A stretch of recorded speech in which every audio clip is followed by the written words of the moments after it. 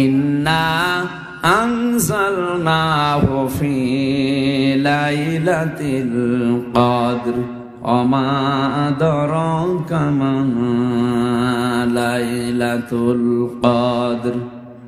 হে নবী, অবশ্যই আমার এই কোরআনকে আমি কদরের রাতে নাযিল করেছি। আপনি কি জানেন এটা কি?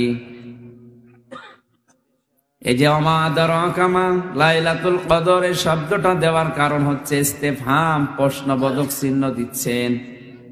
এটা ইন্টারোগেটিভ সেন্টেন্স। হে নবী, আপনি কি জানেন? আপনি জানেন বাস্তবতা, আপনি জানেন না, তাই আপনাকে আমি প্রশ্ন করছি আমার দিকে অ্যাক্টিভ হওয়ার জন্য, মনোযোগ দেওয়ার জন্য। আপনি যেহেতু জানেন না, এই জন্য আল্লাহ জানাচ্ছেন লাইলাতুল কদরি খায়রুম মিন আলফি শাহর। এটা এমন একটা রাত হয়ে গেছে এই কোরআন নাযিল হওয়ার কারণে, রাতের মর্যাদা 1000 মাসের চাইতেও বেশি হয়ে গেছে। আল্লাহ কিন্তু আলফুন ওয়াহিদুন দেননি, যে 1000 মাস না, আলফুন শাহরুন, এটা 1000 মাস। কত মাস তাফসিরে লেখা নেই, কেউ জানে না। যদিও অনেক মুফাসসির 83 বছর 4 মাসের একটা হিসাব দিয়েছে, কিন্তু আলফুন ওয়াহিদুন আল্লাহ না দেওয়ার কারণে আলফুন শাহরুন দিয়েছে। কত মাস, কত 1000 মাস, কত 1000 বছর, এটা কেউ জানে না আল্লাহ ছাড়া। জোরে বলেন সুবহানাল্লাহ। আল্লাহ পাক বলেন, হে নবী, কোরআন যে মাসে নাজিল হয়েছে, ওই মাসের মর্যাদাও 12টা মাসের ভেতরে এমন বাড়া বেড়েছে। শাহরু রমাদান আল্লাযী উনজিলা ফীহিল কুরআন হুদাল লিন-নাসি ওয়া বায়্যিনাতিম মিনাল হুদা ওয়াল ফুরকান। সূরা বাকারার ভেতরে আল্লাহ জানিয়েছেন, এই যে মাস রমজান, এই মাসে আমার কোরআন আমি নাযিল করেছি। স্পষ্ট দলিল প্রমাণ হেদায়েতের বাণী এর ভেতরে দেওয়া আছে। কোরআনের আর এক নাম আমরা জানি ফুরকান। কোরআন মানে কি? কোরআনের নাম কি? ফুরকান, সত্য মিথ্যার পার্থক্যকারী কিতাব এটা। হে পৃথিবীর মানুষেরা, কোরআন পাওয়ার পরে সত্য মিথ্যার পার্থক্য করে বাকি জীবন যদি কেউ চালাতে না পারে, ওর কপালে আর হেদায়েত নেই। আমার ওইটা বলার উদ্দেশ্য না, আমার বলার উদ্দেশ্য ছিল কোরআনের সাথে সম্পর্ক আমরা দেখছি যার, তার দাম বেড়ে যাচ্ছে। এ মাসে যদি এখন আপনি সুবহানাল্লাহ 70 বার বলেন, এই যে 1 মাস পরে যে মাস আসছে রমজান মাস, কোরআনে কারীম নাযিল হওয়ার কারণে ওই মাসে একবার বললে 70 বারের সওয়াব পাওয়া যাবে। মাসের দাম, রাতের দাম যে ফেরেশতা নিয়ে এসেছে তার দামও বেড়ে গেছে। জিবরাইল যে জিনিসের কাছে যায় তারই দাম বেড়ে যায়। এখান থেকে শিক্ষা নেওয়া দরকার, কোরআন যদি আমাদের কাছে থাকে আমাদের মর্যাদাও বাড়বে। কথা বলেন না কেন? ফি কিতাবিম মাকনুন, সংরক্ষিত করা আছে সুরক্ষিত জায়গায়। মাকনুন শব্দের শাব্দিক অর্থ হচ্ছে হাতের স্পর্শ ছাড়া। এখান থেকে কিছু মাসলা বের হবে, ভালো করে শোনেন। পৃথিবীতে 2টা জায়গা আমরা জানি হাতের স্পর্শ লাগে না। একটা হচ্ছে মায়ের জরায়ু, যেখানে সন্তান থাকে, আর একটা লাউহে মাহফুজ, যেখানে কোরআন ছিল। কথা বলেন না কেন? এখানে হাতের স্পর্শ আছে। বাবার স্ফলিঙ্গ দিয়ে দ্রুত গতিতে পানিটা বের হয়ে যাবার পর 20 লক্ষের উপরে এখানে সন্তান তৈরি হওয়ার ক্ষমতা থাকে 1 ফোঁটা বীর্যের ভেতরে।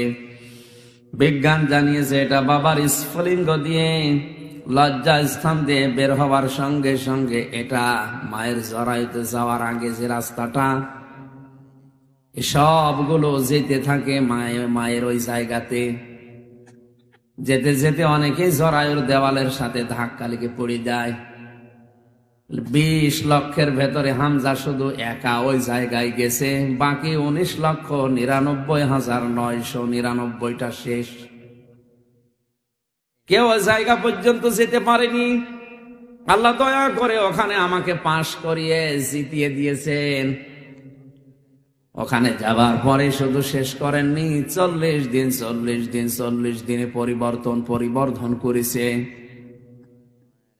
সুম্মা খালাকনান নুতফাতা আলাকাতান ফাখালাকনাল আলাকাতা মুদগাতান ফাখালাকনাল মুদগাতা ইযামান ফাকাসাওনাল ইযামা লাহমা সুম্মা আনশা'নাহু খালকান আখার ফাতাবারাকাল্লাহু আহসানুল খালিকিন।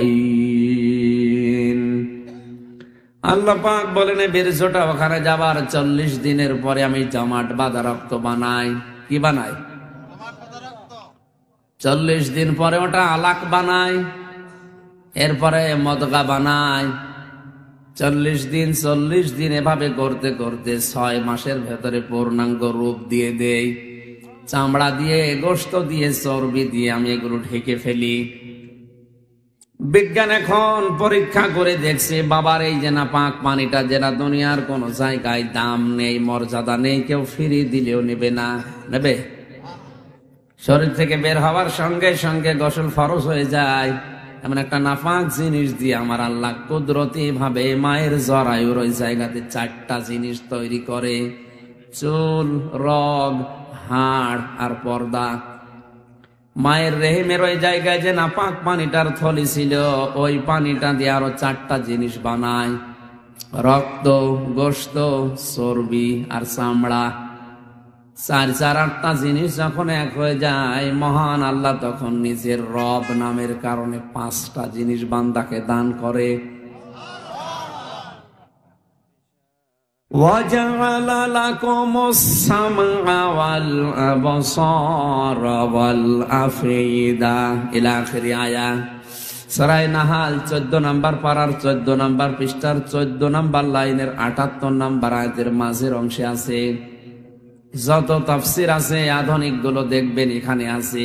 আল্লাহ বলেন, আমি শ্রবণ শক্তি, দর্শন শক্তি, বাক শক্তি, আকেল শক্তি আর ঘ্রাণ শক্তি, এই 5টা আমি নিজের থেকে দেই। বিজ্ঞান এখন দেখতে পাচ্ছে 1500 বছর পর যে মানুষ বানাতে আসলে 13টা উপাদান লাগে।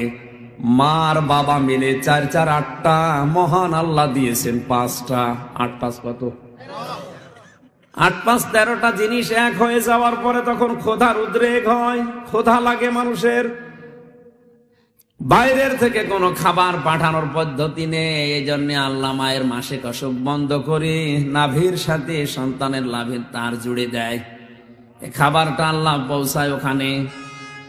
10 মাস 10 দিনের পরে বা এর আগে যখন বের করতে চান, আল্লাহু আখরাজাকুম মিন বুতুনি উম্মাহাতিকুম লা তা'লামুনা শাইআ।